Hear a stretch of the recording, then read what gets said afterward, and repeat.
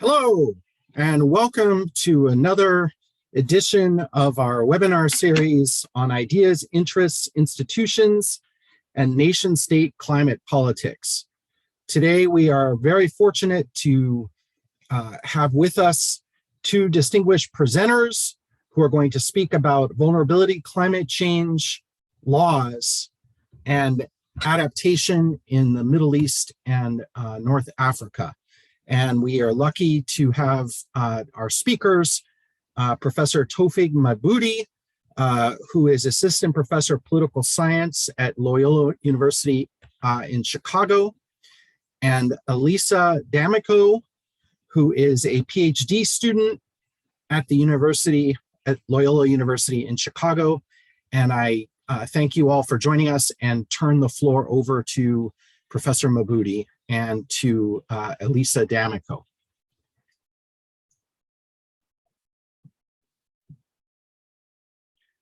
Thank you, Todd.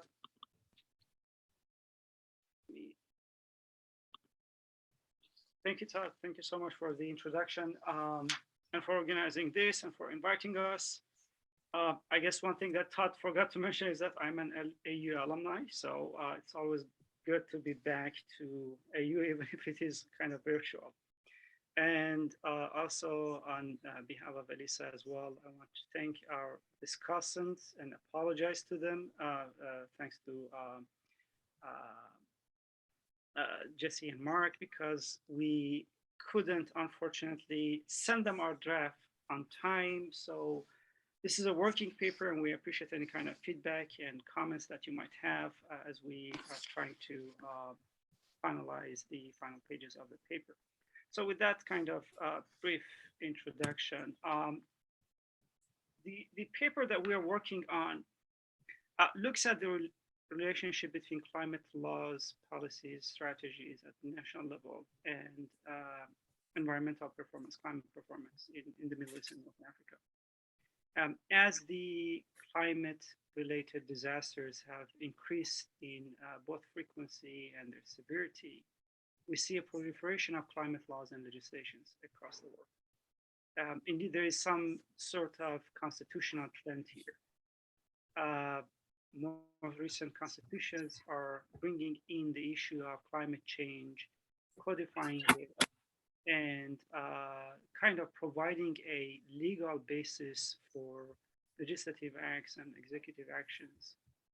For example, the Tunisian constitution, the Article 45 of the Tunisian constitution of 2014, codifies the rights to a healthy and balanced environment as a human right, and the right to participate in the protection of the climate. For the Ecuadorian constitution of 2008, raises the level of nature as a legal subject and gives the nature all the rights that the Constitution recognizes.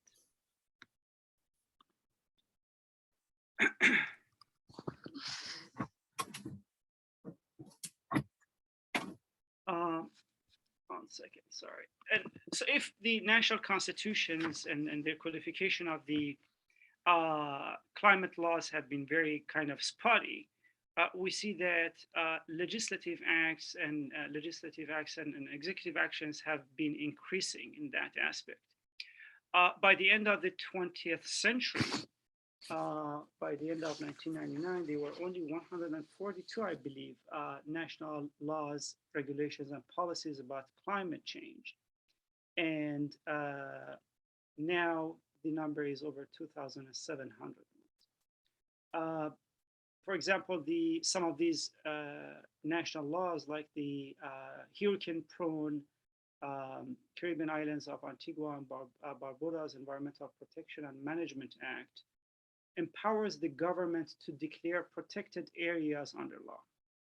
Or the Micronesia's nationwide integrated disaster risk management and climate change policy of 2013 protects the right of the marginalized group, including women, disabled, from forced displacement, but without allowing them, without empowering them with compensation. On the other hand, we see other countries, specifically in the global north, the richer countries such as Norway, which in fact empower and allow the students, students, allow the citizens for monetary compensation. So with this proliferation of laws, there are two questions that we would like to answer. The first question is, does this proliferation of laws really mean anything? Do they have any impact? Sorry, I'm receiving a message that my voice is very low. I'm trying to figure out what is the issue. All right. I hope you can hear me now. I brought the camera slightly, my computer slightly closer. So the first question that we would like to answer is whether these laws really mean anything. We know that a lot of national constitutions really function as window dressing, and laws and legislations, even constitutional laws, don't mean anything in a lot of these countries. So the question then is, do these laws, policies, and acts have any impact on environmental performance? And then the second question that is interesting for us is whether there are specific type of laws and policies that are more effective than others.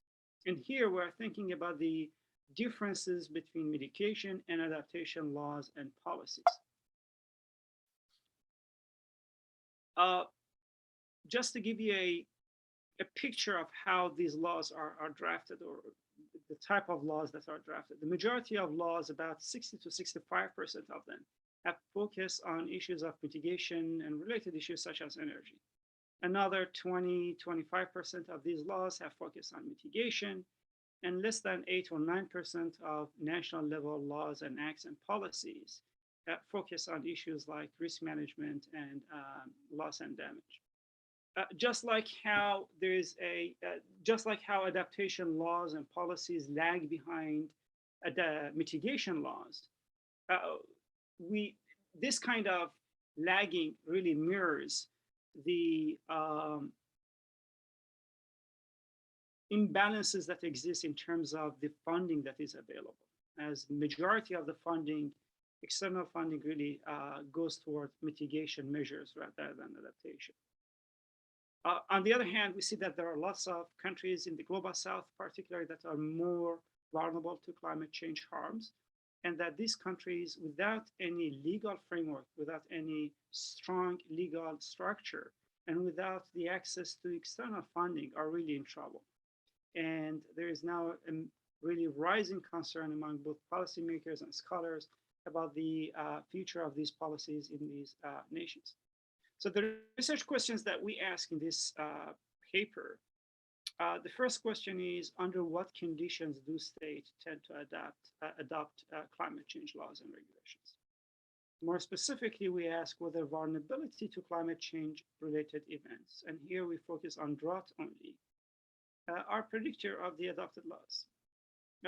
For example, is there any relationship between the severity of climate change events and the number of laws that these nations have? And the second question that we ask is whether these laws have any impact on climate change performance by distinguishing between adaptation performance and mitigation performance.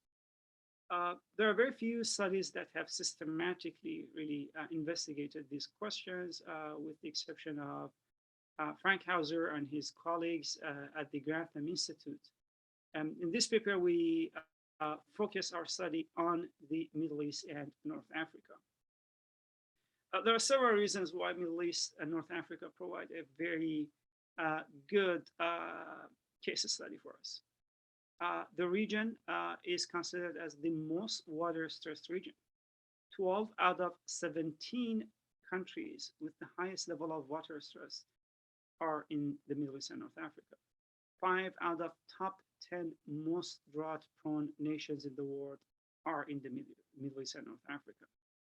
On top of that, and probably one of the causes, is the extreme heat waves that we see in the Middle East. Recently, Foreign Policy wrote a piece saying that Middle East has become literally uninhabitable because of the extreme heat waves. There are several other reasons that really make Middle East and North Africa more susceptible to climate change impact. The region has one of the highest population growth rate. The population of the region, Middle East and North Africa, was about 9 million in 1950. And by 2000, that population increased to over 340 or 350 million people, almost fourfold increase. At the same time, with this population growth, we see an urbanization growth rate. Middle East urbanization growth rate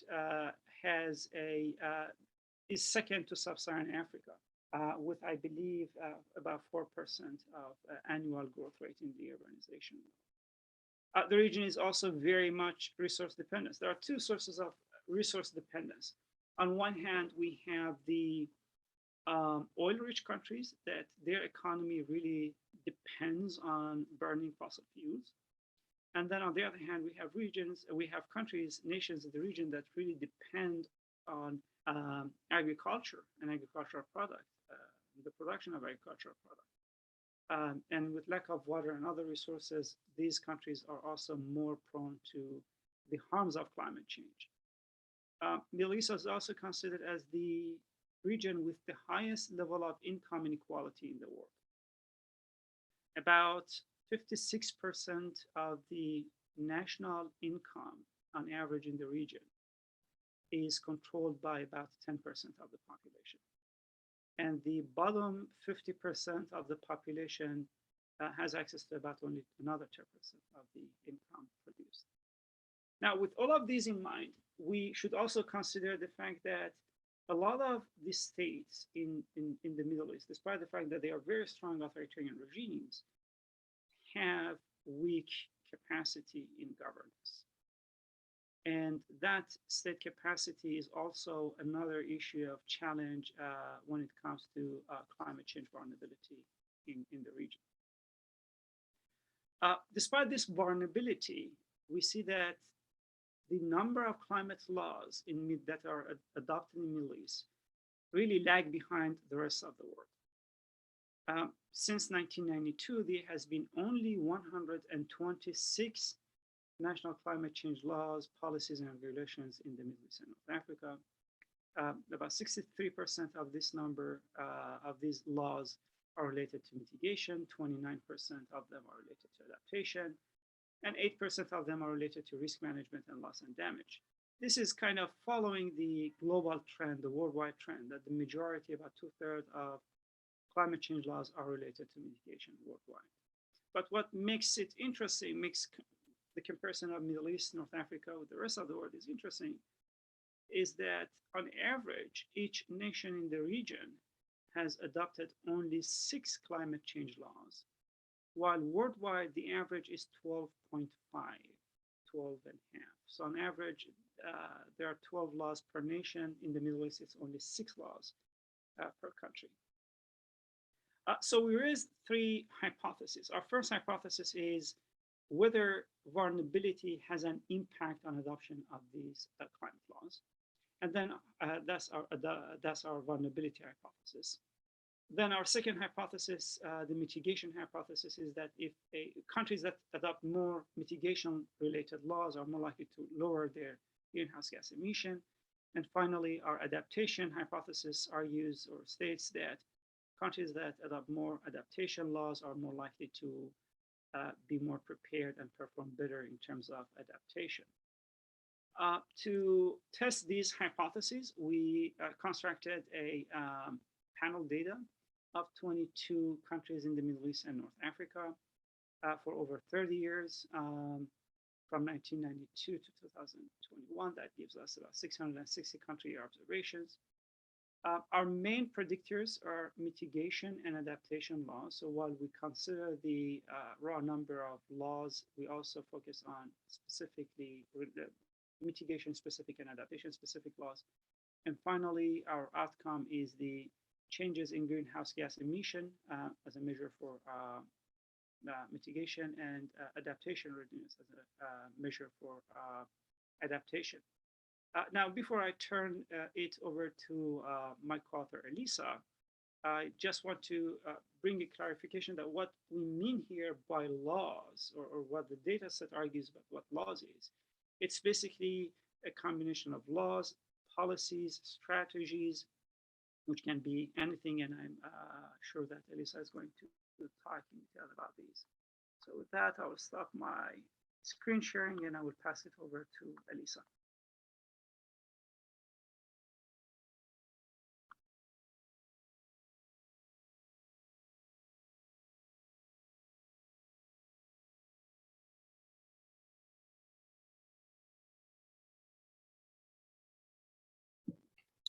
Can I have some confirmation that you can see my slides and hear me? Yes, we can. Okay, great. So I'm going to talk a little bit about the measurement and then our results. So first, about the measurement of mitigation and adaptation. So for mitigation, we use changes in greenhouse gas emissions as a proxy for countries' mitigation measures. So for changes in the emissions, we use annual greenhouse gas emission per capita from the Environmental Performance Index, which accounts for population size. We also use the index's annual greenhouse gas emission intensity measure, which is emissions per unit of economic output. And this accounts for economic performance robustness measures. And then these emissions variables are coded on a 0 to 100 scale. Now for measurement of adaptation readiness, this is a little less straightforward, but we do use one of the few available data sets, which is the Notre Dame Global Adaptation Initiative's Country Index. This index measures 192 countries' readiness to improve adaptation resilience. This readiness measure is coded on a scale from 0 to 1 and consists of 3 components, which include economic readiness, governance readiness, and then also social readiness. Finally, these measures are lagged 5 years in order to capture the effect of these laws over time. So our main predictors are mitigation and adaptation related laws adopted in MENA countries. To operationalize climate laws in the region, we use the Grantham Institute's Climate Change Laws of the World database. So this database documents over 2,500 national climate change laws, regulations, and policies. The data include both laws that are explicitly about climate change and laws that, while not explicitly about climate change, still certainly have an impact on it. And the database also includes both legislative acts and executive orders and laws pertaining to mitigation, adaptation, risk management, and loss and damage.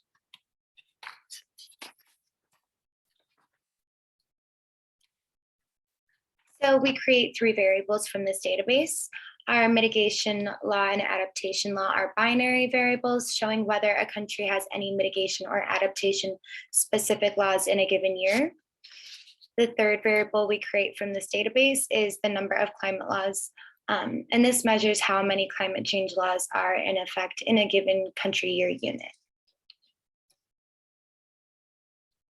So in our models, we control for factors that might impact either our main predictors of mitigation and adaptation laws, or our outcomes, which again are the changes in greenhouse gas emissions and then the adaptation readiness measure. So first, we control for climate change vulnerability, since it motivates both the adoption of climate change laws and concrete actions to lower emissions and adapt to the new climate realities. So as discussed earlier in the presentation, the most important extreme weather event plaguing the Middle East North African region is drought. So our drought variable is to capture vulnerability. It is a binary estimate of whether a country had a major drought event in a given year. And so for this, we use data from the Global Drought Observatory, which codes major drought events in a given year according to the Standard Precipitation Index, with indicators for rainfall deficiency in a given period and the total number of people affected.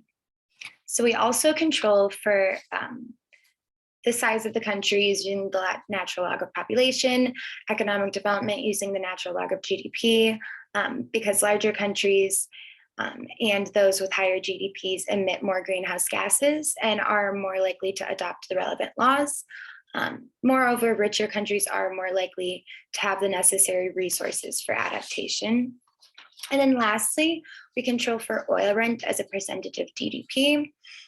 As fossil fuels are still the largest contributors to greenhouse gas emissions, and petropolitics is one of the most important drivers of policy in the region. And then these last three variables come from the World Bank's World Development Indicators. So for the model specification, we're using standard OLS regression, controlling for country and time fixed effects. So country fixed effects are used to capture things such as political, culture, regime type, or socioeconomic context. And then the time fixed effects captures things such as the global fall in clean energy production cost. So now a bit about our results. So for our first hypothesis of whether more vulnerable countries are more likely to adopt climate laws, we see a significant correlation for the vulnerability indicator and then the sheer number of climate laws, and even for mitigation laws, and then just a marginally significant effect for the adaptation laws in particular. And then for the second hypothesis, which again is to gauge whether adoption of mitigation laws are actually lowering greenhouse gas emissions, it appears that this is in fact the case at about a 2% decrease. Again, this is lagged 5 years. And then for this third hypothesis about whether adaptation laws increase this climate change readiness preparedness, we see no significant impact here. That said, it does appear that the sheer number of climate laws does in fact decrease this readiness by about 1%. So there's definitely something going on here with these laws that's capturing this readiness. So our initial intuition was that the nature of oil rent in a country would matter for these emissions decreases and the readiness measures. So that doesn't actually seem to be the case. The correlation between mitigation laws and greenhouse gas emissions in particular is slightly higher in the non-rentier states though.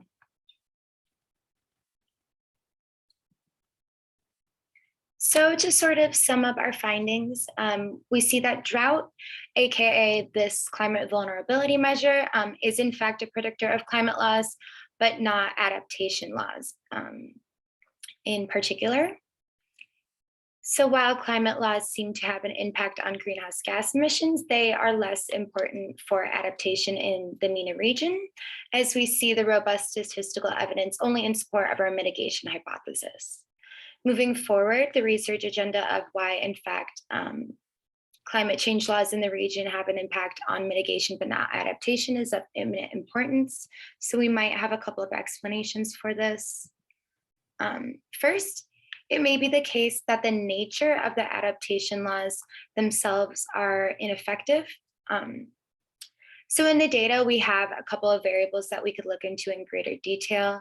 So first, if the adaptation specific laws are not predictive of readiness, but this total law variable is, then the remaining law categories of mitigation, and then also risk and management and loss and damage, the latter two of which we've talked a little less about, but nevertheless could very likely be making up some of this variation. And then we also have the types of laws that might matter as well. So we have a measure for document types. So it could be the case also that between like the constitutional amendments, frameworks, policies, laws, and strategies, depending on these different document types, some of these could be creating better adaptation readiness than others.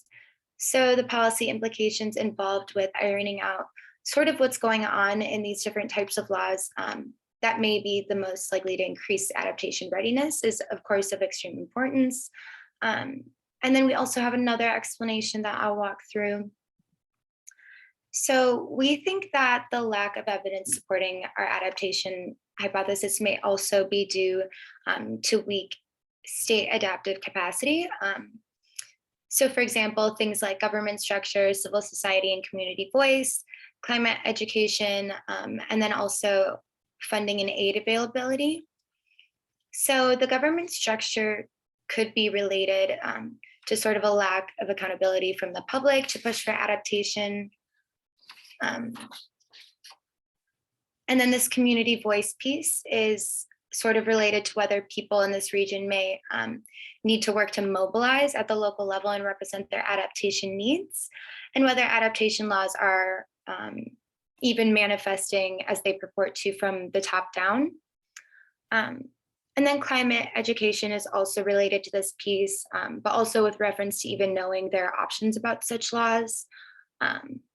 And then finally, of course, adaptation is quite expensive. So especially in the Middle East, North African region, we should expect funding and aid availability to play a major role.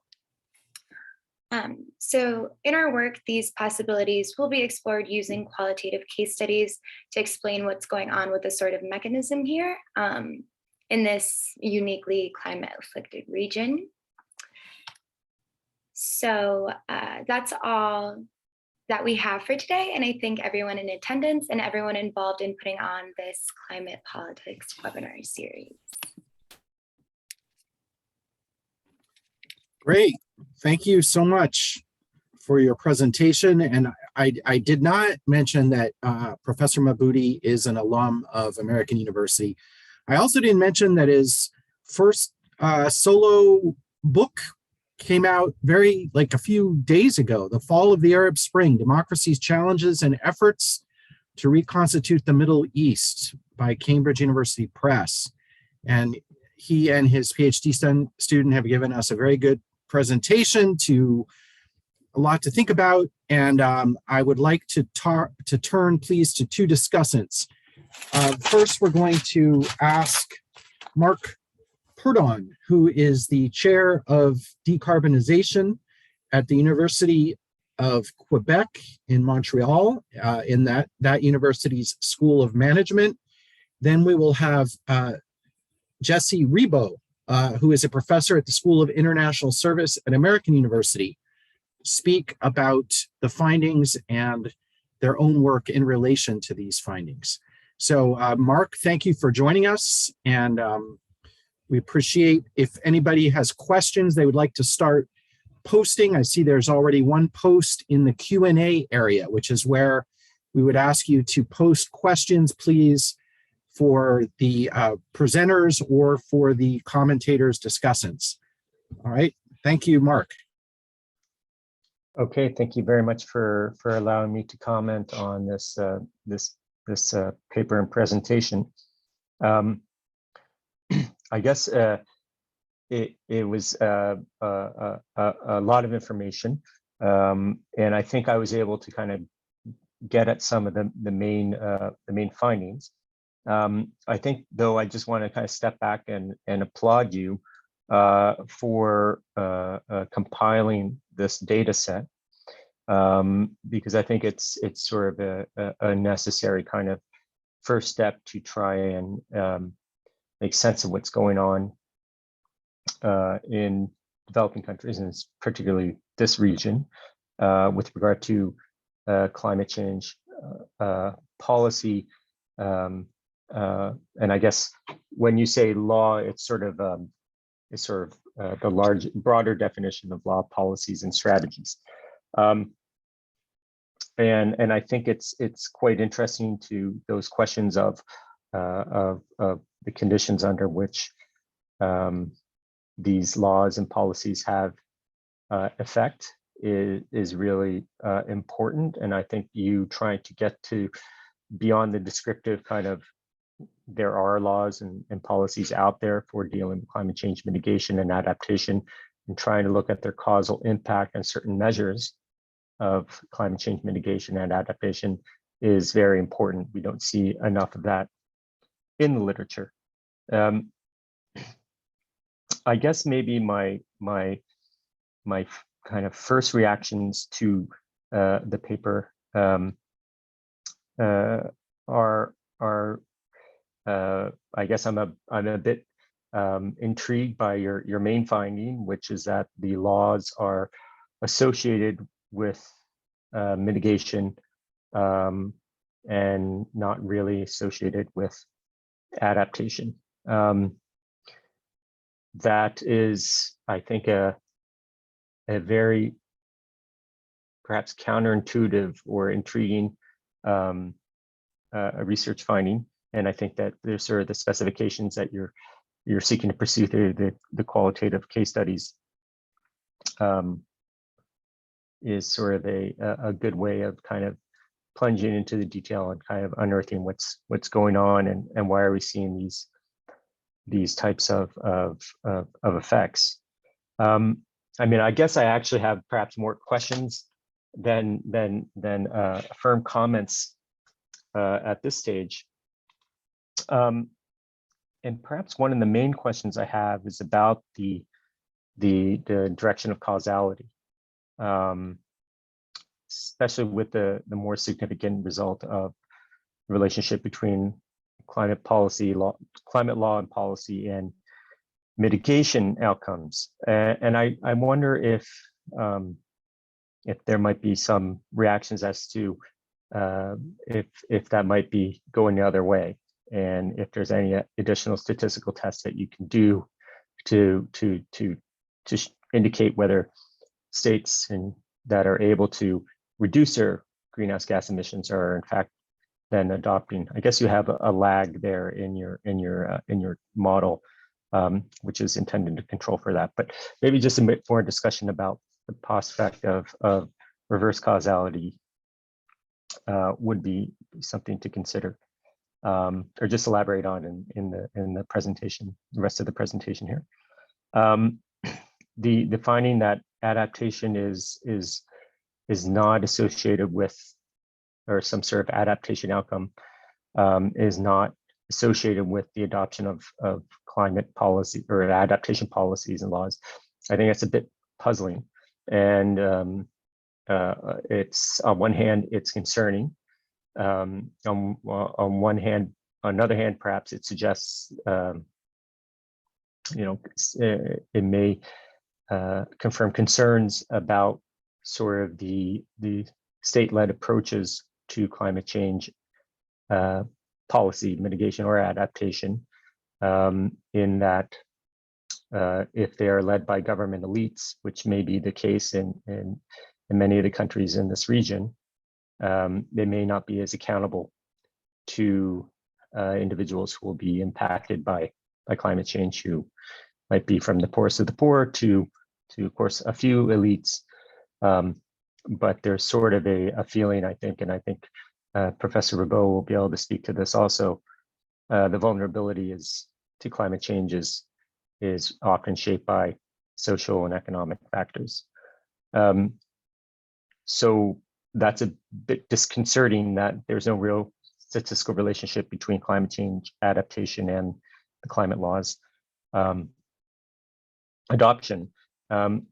But one final kind of point is the Notre Dame index that you, I think, is the main kind of statistical variable to measure adaptation, and just maybe some questions as to whether there's maybe some additional indexes of adaptation that can be used. Maybe you can even decompose the index. I think you said that it was indicated of economic governance and social components. Maybe that index itself can be disaggregated. And then maybe one final reflection is that adaptation is just really hard. It's much harder to measure than mitigation. You can't go out and really measure adaptation because adaptation is sort of forward-looking, and we're trying to devise policies that will allow us to adapt. And I guess that's the readiness of that Notre Dame Global Adaptation Index is trying to capture that. But maybe because of the forward-looking nature of adaptation, getting a good statistical index is difficult, and maybe the index is inaccurate. I don't know enough about that index, but that's something that crosses my mind.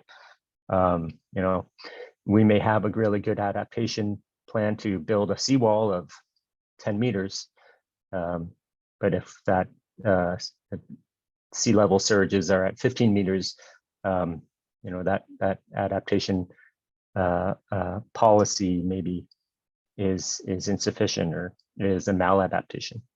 But we won't know until we get there. There's all sorts of other tools I think that scientists try and use to predict climate science, and in maybe sensitive forward-looking climate scenarios that are increasingly being done at the regional level. I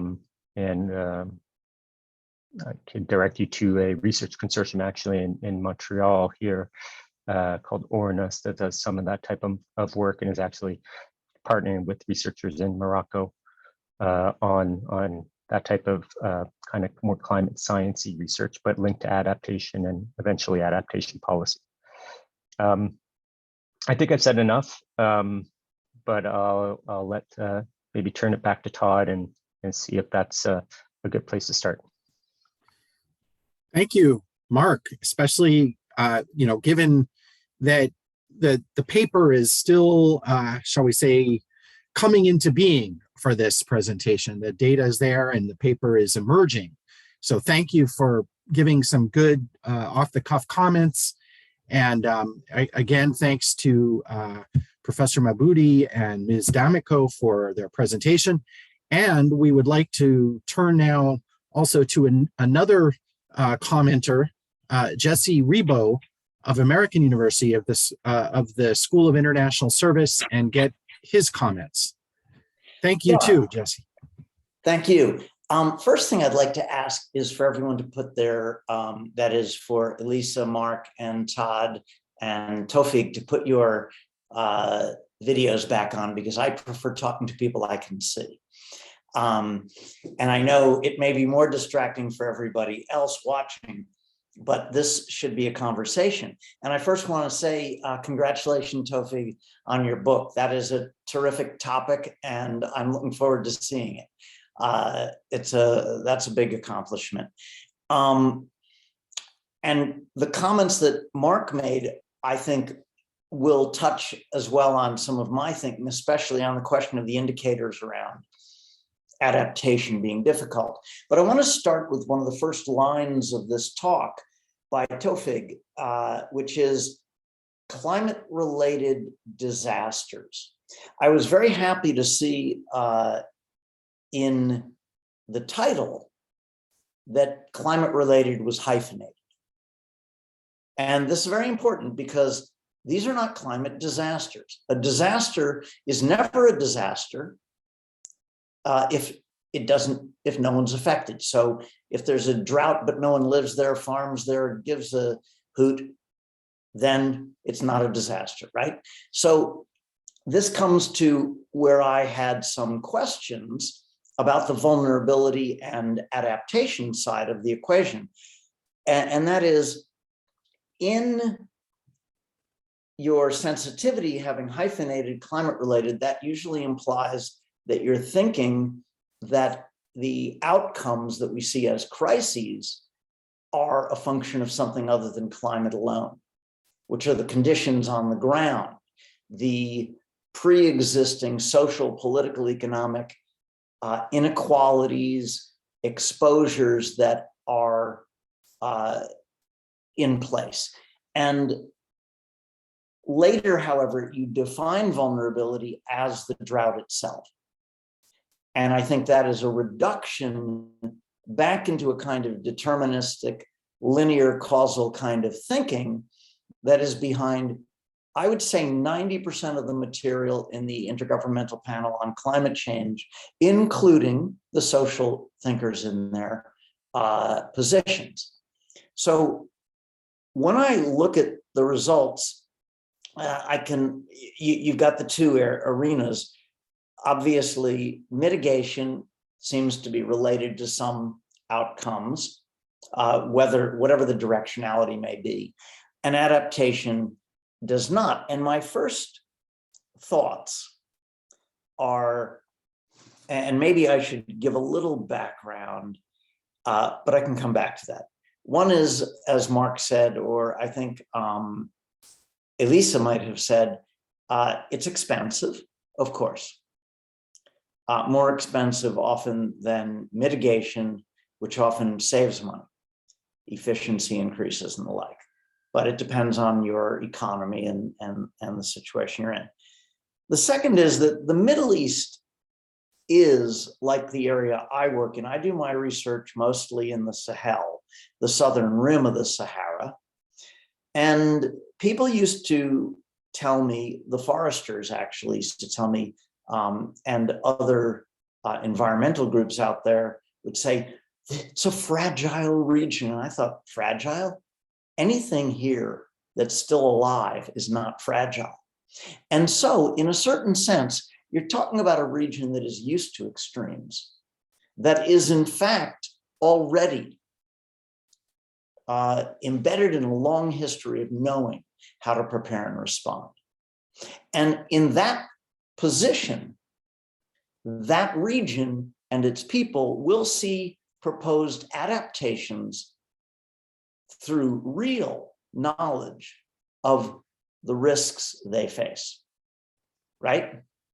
So it seems to me that they may not be happy with, perhaps, or it may just be a mismatch of what's being done, partly because of the very defining of the problem as the hazard itself, that is the drought, when in fact the problem is the underlying social conditions that make people able to resist it. So in a sense, they may not be as vulnerable as people are imagining if you shift vulnerability from exposure to drought, the physical condition, versus a fragility, precarity, a vulnerability, which we don't really know much about. Now, I'd like to build on that. So basically, maybe climate proofing, the kinds of policies usually recommended and usually captured in indexes of adaptation, are not what people need. That's the basic message there, and therefore not convincing. The second thing is that those who really are vulnerable, I mean, predisposed to damage, are usually not the rich, powerful, and policy influential. They're usually the poor, marginal, excluded. And so they may not have much say in what is being done. So there may be a little disjuncture in terms of who is served by policy that makes those policies less effective. Now, I don't know that the index would capture that at all, but those are just some issues I think could emerge in the indicators that Elisa mentioned in her part of the talk. Now, I had some other, so I think I've covered most of my questions, but I wanted to comment on a few other little pieces that I saw. One was when you talked about the Tunisian and Ecuadorian constitution, the right to a healthy and balanced environment as a human right, very interesting, very powerful in Tunisia. In Ecuador, the constitution raises nature to become a subject, as it were, as opposed to an object, or perhaps the other parallel would be citizen versus subject. And I find that just as a comment, because it's not really relevant to your research, disturbing. There's a great book many years ago in the 80s called Should Trees Have Standing? trying to remember the name of the guy who wrote it. But in fact, nature has no standing in courts unless a human speaks for it. And so the raising it to status of having protection equal to that of humans is really a challenging position. And I wonder who it privileges and how. But that is a more complicated issue. But the research itself, I think, is really valuable. And I think the important thing that I would say is I'd love to hear how one can integrate into this kind of research the ways in which if the indicator of vulnerability were predisposition to damage rather than the hazard or occurrence of droughts, would you have a very different measure? That is, maybe countries that have lots of droughts have very little vulnerability, in my sense of vulnerability, that is the predisposition to damage. Whereas it's the ones where droughts are less frequent, where you're going to actually find a higher probability that people are themselves predisposed to damage. Anyway, exciting project, and thanks for sharing it.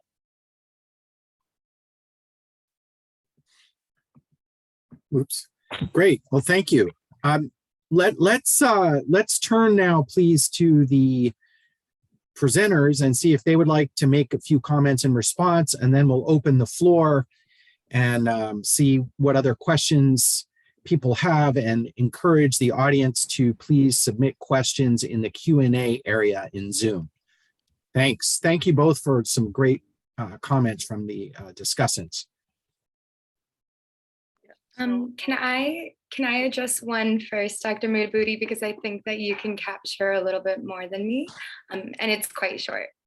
What? So first, for this, I think it was the second thing that Mark brought up. So for this puzzle about how these adaptation laws aren't actually increasing adaptation readiness, I was puzzled and sort of troubled by this as well, obviously. But this indicator that like the more climate laws there are, the more it increases this readiness does indicate that like there are adaptation measures being captured. So it's not that adaptation doesn't work, it's that the language or the categorizing of these laws isn't maybe accurate. So maybe we need to think more carefully about these like adaptation laws as coded substantively. So I think this is a mixture between sort of like case study work and looking at the actual data. So we sort of talked about how like there's of course, like risk management, mitigation, et cetera, laws going on here, but there's also different types. So maybe it's that strategies are more effective, et cetera. And then sort of like taking this back and matching it with cases like in Egypt, they have some pretty successful adaptation strategies being executed in certain regions.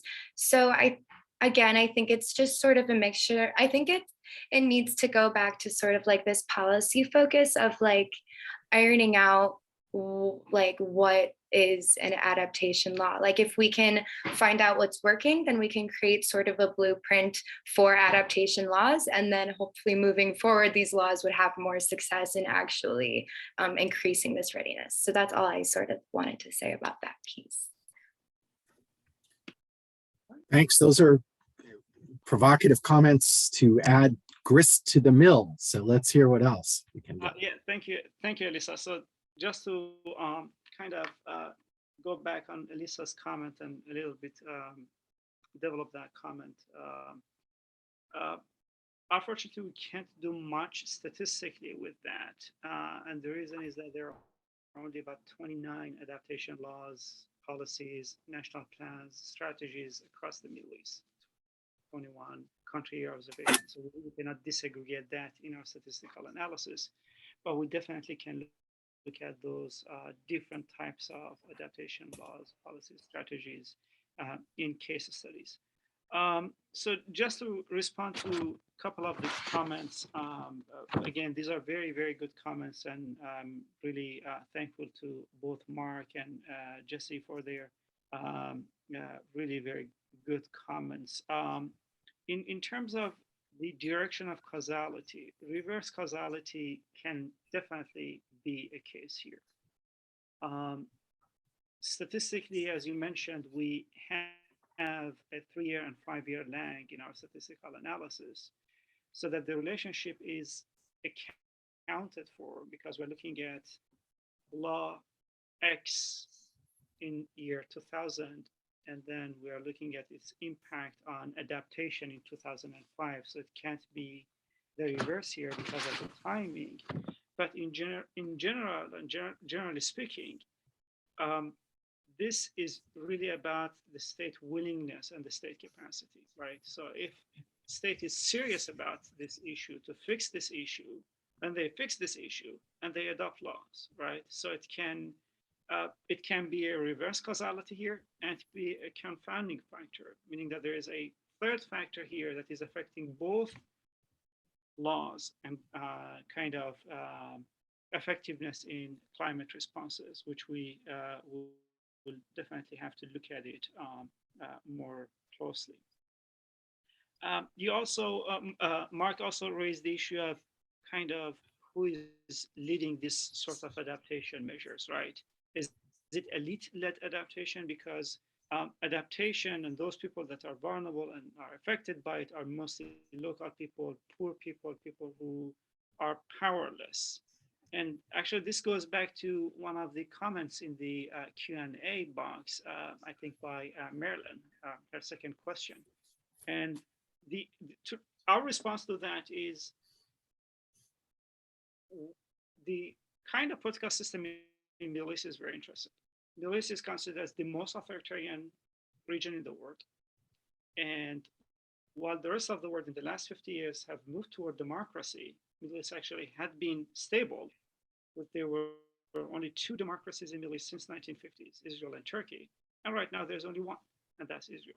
Turkey and Tunisia are no more democracies in that sense.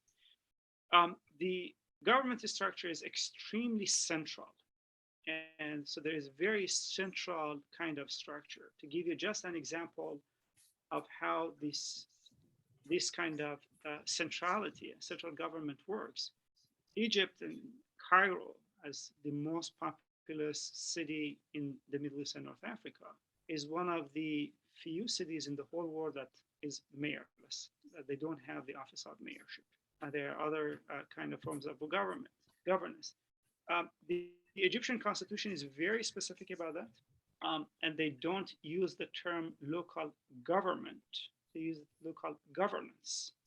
And that's because there's only one government, and that's the central government. So there is a very central, strong authoritarian regimes and political structure here, while the people who are mostly affected are people who are living in suburb areas, people who are living in poor neighborhoods and poor areas. And those are the people who are most affected by these impacts. And there are some kind of examples, outcomes. Elisa has done a very good job about identifying some of those examples, that there have been local movements and trying to find those solutions. But whenever it comes to the national level, then we see that this is really a problem here. And I agree with you in terms of the adaptation index and the measurement of adaptation. That's the variable that we have seems to be the only variable that applies to the time period that we have, which is 1992 to 2021, and also covers all the countries in the region. Unfortunately, it's, as you mentioned, it's more difficult to measure adaptation than mitigation, and there are very, very different definitions about adaptation and how we can measure it. And as a result of that, really the measures that exist might be extremely difficult and different, and the results might be different using a different measure. But one thing that we can do, which we are thank you for your comment on that, is that we can disaggregate that measure and maybe see the impact on each one of these components of readiness, social readiness versus economic readiness, for example. So this takes me to Jesse's comments. And you just mentioned a really important issue, and that is, do people really see these as problem? Maybe drought isn't, maybe they don't see this as a problem. And to some extent, this can be the case. The issue here is that there are a lot of social inequality, there are a lot of social ills that are going on. And the climate-related kind of disasters are exacerbating those situations. The first thing that we need to think about here is that when it comes to hurricanes come very fast, very powerful, very destructive. There's more national movement. There's more pressure on governments to do something about this. Versus when you have drought, which is slow moving over time for over 2 decades. And in many cases, people gradually start to move from rural areas to urban areas to avoid the effect of the impacts of the drought, which would put less pressure in a way on state to move and act quickly. But whether people really see these as challenges or as problems and as government effectiveness, and whether there is a social issue here. So example that I can think about here is from Jordan. Jordan's population is sort of divided into 2 groups, the Palestinians ethnic group, and then you have the Transjordanians. And the king of Jordan had historically benefited from the support of the Transjordanian tribes. So those were his political backings throughout history. And interestingly, the drought is mostly affecting those tribe areas, the Transjordanians. And they are saying this as government ineffectiveness and government trying to divert the resources to major cities, where actually majority of those major cities are Palestinians, and that the state is diverting those resources to Palestinians, as they frame it. And there has been more and more clash nowadays, more protests against the king, against the monarchy, by the Transjordanians who were once his political backing. And that's an issue that really integrates the social inequality, social mobilization, and who is affected here, and whether people see these as social issues or climate issues. But statistically speaking, this actually made me think that there are a couple of variables that we might need to think about as controlling, and they are important. One of them is the social inequality. We need to, I think, Elisa and I need to add a variable on income inequality or other variables, including maybe ethnic divisions to control for, because this can have an impact as well. So I think with that, I will stop my comments here, unless Elisa wants to add something to the comments. Thank you so much. Jesse, you want to throw in? Just a quick response, which is that one of the things we've been seeing in other places, in Brazil, there was an example of this. There are floods in which there's terrible damage, and politicians are calling them climate crises. And people are saying, no, no, no, no, no, it's your fault. And that's so this question of the political meaning of crisis in place is going to matter a lot. But secondly, one of the big issues that many theorists of vulnerability have looked at is representation. Amartya Sen, in Extended Entitlements, thinks about representation as, in a certain way, the influence over the kinds of government services that one might have through standard sort of democratic routes. Watts thought about empowerment as the ability to shape the political economy, which includes government that shapes one's entitlements. And so what we're now seeing is all kinds of attempts at shifting responsibility for events so that political actors can take credit or avoid blame. And so I think it's getting more dicey in terms of what these mean to people.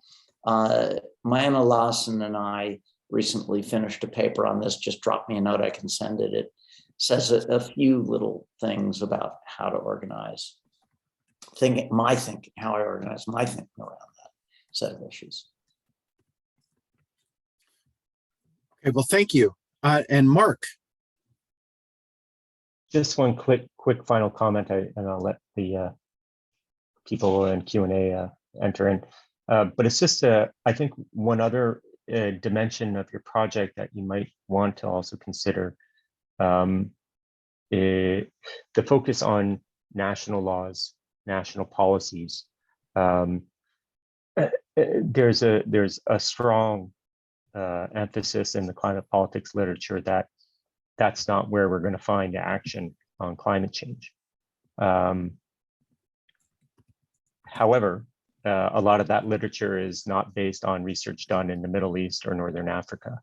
And it's actually insufficient amount of research in the developing world altogether. And it might be sort of interesting to just reflect on that theoretical approach in strongly authoritarian countries like your region. And there's a whole literature on the important role of cities, and you kind of indicated that the government of Egypt doesn't even allow for that local government. So it's a bit, I think this case could kind of add an interesting perspective on those governance debates about who are the most important actors or key actors in climate change mitigation and adaptation. But what I'll stop there. Great, thanks. I want to add, as the moderator, I get a prerogative of asking a couple of questions. We only have about 12 minutes left, so I'm going to just throw these in and then open the floor if that's okay. But just to thank all of our speakers, and also to thank Chanel Ashman of SPA Events for another smooth event. Thank you very much. And I guess the couple of questions are, the issue of endogeneity was raised, the issue of sort of slow harms of drought versus kind of the immediacy of flooding was also, I think raised. I think one other issue, though, that I wanted to discuss that maybe hasn't been raised would be the one about, there's adaptation laws and climate laws, and then there's climate laws. That is to say, what is the content of these laws? I know as well as you, as someone trying to do work in the quantitative and qualitative area, that sometimes the data doesn't come with an explanation of what you need. But I think some case studies of exactly, what adaptation laws refer to, especially in drought or in dry countries, because in flood-prone countries, we can understand public funds for embankments. We can understand the construction of water management areas and, national parks with like mangrove swamp barriers, which are sort of these nature-based solutions. I mean, there's a lot of immediate issues that come to mind in drought areas. I mean, what one thinks of, irrigation, water rationing. I mean, what are these adaptation laws that we're talking about?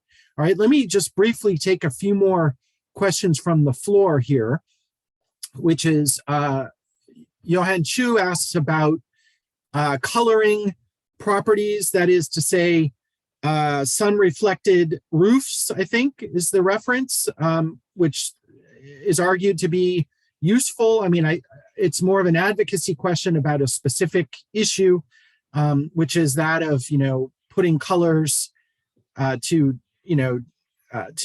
deflect heat rather than absorb it, or so that's one question, but maybe that's not the most appropriate question. But Marilyn Katz asks, will you be making recommendations to the MENA central governments based on your findings? And regarding the small impact of adaptation laws on improved climate conditions, could it be that central governments are not aware of capacity building for community-based adaptation solutions? Okay. One of our really good master students. Christopher Kiyase asks, does regional military or ethnic conflict offer some explanations regarding the gap between meta-climate laws and other global or regional climate laws? Maybe the, sort of the question of conflict and climate and whether that affects, I guess you all briefly addressed this issue of central government stability and sort of the failure to represent sometimes a range of groups across society. Maybe that's part of that question. And then the director of the Center for Environmental Policy, which is sponsoring this discussion today, Dan Fiorino asks, to what extent do you think mitigation and adaptation will be competing for attention and resources in the coming years? That is, as attention to resources and policies needed for adaptation increases, will there be less of a focus on mitigation in the countries that you've studied? So I guess there's lots to think about and respond to, and I guess I'm just going to ask you both to just do it quickly. And Tofig and Elisa, I also just want to thank you very much for joining us today. Oh, and I'm sorry, one more thing. I would be remiss if before we had these answers, I did not remind people that on April 21st, we will have a next installment of this series with a discussion on neither mitigation nor adaptation, climate neglect and denial in a vulnerable Brazil. So we'll have two experts on Brazilian politics in the Amazon region and beyond, talking to us in perhaps answering some of Jesse's comments as well. All right, thank you for that. And sorry about that shameless plug. No worries. Thank you, Todd. Elisa, do you want to go first or do you? Okay, so I have a couple of comments on some of the questions. On Meredith's question, I think we mostly touched on it. We discussed the issue of central governments and the community voice,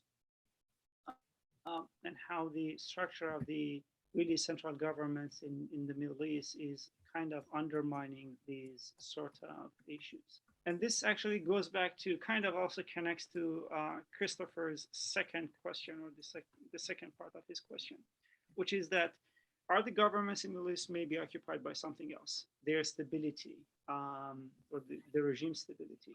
And I believe so. I think that one of the major reasons is that undermines the effectiveness of community voice in the region is that these very strong authoritarian regimes look at any sort of local movement, look at any sort of popular movement, civil society movement, as an opposition to the government. And the imprisonment of environmental activists is an extremely common phenomena because the government frames these civil society activists as foreign spies being sponsored by international NGOs, and that they want to undermine the government. If they raise the issue that, hey, the government is not doing this, and we have this major drought coming, and then, or there is a major drought in the last 10 years and the government hasn't done anything, then those activists are easily imprisoned, they are easily detained because the government is mostly looking at any of these issues from a security perspective and from security lenses. And this really undermines and impacts the community voices here. For Dan's question, which is a very interesting question. I think the attention has been on mitigation for a reason. And if we look at aggregate level, we see that some of the major mitigators are the oil producers in the region, Iran, Saudi Arabia, UAE. And under international pressure, we see that these countries have mostly focused, even UAE, which suffers from drought. They have food security, insecurity, they have water insecurity, they have heat and all of that. And the image that you saw on the first slide of our presentation, that's actually a real image from Dubai with all the sandstorms. Yet, rather than focusing on adaptation, UAE has focused on, let's build a big mall which only runs on solar panels. Let's lower our mitigation. And in fact, so this is kind of that mentality. not only we see this in a country such as UAE, which arguably produces a lot of greenhouse gas emission because of their oil production. Jordan, which doesn't have major oil resources, also has focused more on mitigation, and they have set a law. They have set a goal on lowering their greenhouse gas emission, and they have reached the goal at 2 years before their goal. 2 years before they had, which was 2025, they reached it in 2-3 years before that. They reached it in, I believe, 2022, late last year, where the government was announcing that we're going to hit our goal about 2 or 3 years earlier. So we see that they kind of also have focus on that. It can be, again, as Mark mentioned, it can be because mitigation is cheaper. It can also be because they get international aid to do that. Because again, most of external funding has been focused on mitigation rather than adaptation. But it's very interesting to see how things will change in the future in terms of competition between resources. Okay, thank you very much. Elisa, would you like to have any last word? We just got a couple of minutes left, but all right. There's one more question to address from the audience, just very quickly, if possible. Why are governments and policy designers neglecting climate actions, especially in sub-Saharan Africa? And, you know, more broadly, why politicians are giving little attention to climate issues in that region? Well, this is a very interesting question. Unfortunately, we didn't study sub-Saharan Africa in our study. We focused mostly on North Africa, Middle East and North Africa rather than sub-Saharan Africa, which can be for very different reasons. We talked about the different government system. We talked about structure of centralism, which are pretty much different in Middle East versus sub-Saharan Africa, which can be for any reason. And I'm really not an expert on sub-Saharan Africa, so I really cannot speak on that. Okay, fair enough. Okay, we just want to thank everybody. There will be a version recorded, and if nobody objects to posting of a recorded version on YouTube, I'll send the panelists the link within about 3 or 4 days. It will be publicly available on YouTube if people are interested. And we just want to thank you all for the very engaging discussion, and we'll see you soon back in this space. So again, thank you very much. Indeed, thank you all. And for all the good to meet you. Thank you. Take care. Thank you.